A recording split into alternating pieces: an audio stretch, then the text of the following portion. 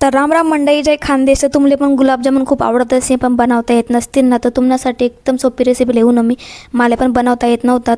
पण मी रवाना गुलाबजामुन बनावत तर जे आपण बाहेरतून जे प्रेमिक्स मागवतोच ना, त्यांपेक्षा जबरदस्त घर आपण एकदम छान बनवू शकतो खूप कमी खर्चामा. आणि ना बिघडावणे तेवढी गॅरंटी मी देस. त्यांच्यासाठी ना मी अर्धा वाटी रवा लिहिना, तुम्ही एक वाटी लिहा, कारण ना या पुरता नाहीत म्हणून मला ना थोडासाच बनवायला येतात त्या पूर्ण नाहीत. तर अर्धा वाटी रवासाठी ना मी एक वाटी दूध वापरा.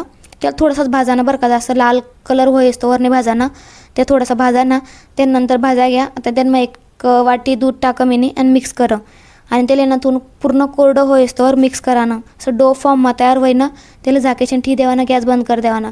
तर चाशणी बनवासाठी म्हणजे पाक बनवासाठी ना 2 वाटी साखर लेवानी, 1.5 वाटी पाणी लेवाना, 2 वाटी बरोबर साखर लेवानी फुल वाटी, तोच ते पाक बरोबर बनस.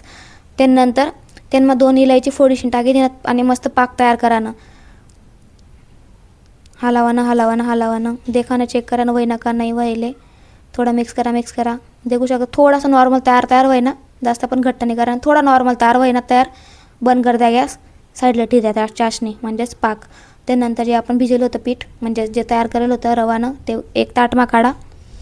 त्यांना इलायची फोडीशी टाकी दिनं मी, 1 चम्मच तूप घालं आणि जे मिल्क पावडर असं ते 2 चम्मच टाका मी नाही. पण थोडंसं त्यांना उरलं होतं बटर टाकी दिनं का झाक करा ना, का ठेव करा ना. त्यापेक्षा बटर मिक्स करा मस्तपैकी आणि 3-4 मिनटापर्यंत मसाळा एकदम छान मसाळा दिले. तुम्हाला हात दुखत होतीन गरवाला कोणा मी मसाळा लावा ना, थोडं तूप हातले लावा, परत एक थोडंसं मसाळ लावा ना, मसाळाशी वेगळे हातले तूप लावा आणि मस्त एक गोळा तयार करा. तुम्हाला गोल बनावा ना गोल बनावा, लांब बनावा. मी दोन्ही प्रकार बनावात कारण थोडं वेगळं वाटत ना मस्तपैकी. गोल पण बनावात, लांब पण ना. हाई दिल तुमच्यासाठी म्हणा, क्यूट सबस्क्रायबरसाठी मस्त तुमच्यासाठी आहे मनाकडून.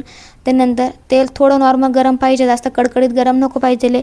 गॅस गरम पाहिजे. पहिली टीप, तेल जास्त कडकडीत गरम नको. दुसरी टीप, नॉर्मल असं बारीक गॅसवरच आपले गुलाबजामुन तळण्यात जोपर्यंत त्यांना कलर लाल होत नाही तोवर. आणि चगड करानं नाही, अजिबात छेडगाणी करानं नाही, है ना.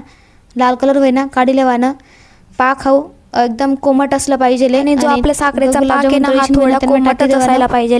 गुलाबजामुन तळून झाले त्यात टाकायचे आणि एक भिजतभर त्याला ना मोदक ठेवायचे मुरत, है ना.